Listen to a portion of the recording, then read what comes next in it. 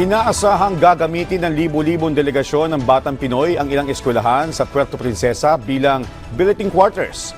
Ang detalye sa Balitang Pambansa ni Rachel Ganancial ng Philippine Information Agency ni Maropa.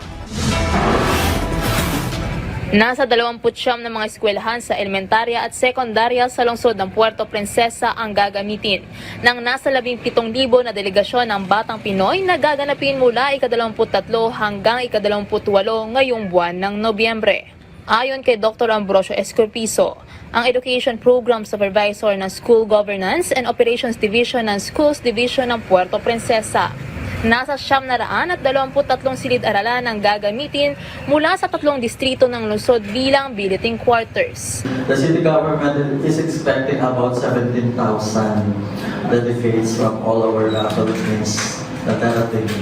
So punuan ang hotel, punuan ang mga schools. Ayon sa Philippine Sports Commission, nasa 5 milyong piso ang ipagkakaloob sa local government unit na makakakuha ng kampyonato sa taong ito. Mayroong 30 sports events na pagtatagisan ng mga atleta para sa Batang Pinoy.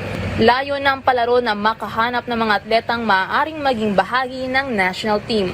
Gagamitin naman ng City DepEd ang mga kagamitan at pasilidad ng Batang Pinoy sa gaganapin na City Meet sa ika-13 hanggang ika-15 ng Disyembre. Maliban sa paligsahan ng mga atleta, daan din ang Batang Pinoy para sa isang inclusive sports na naglalayong isulong ang respeto at sportsmanship.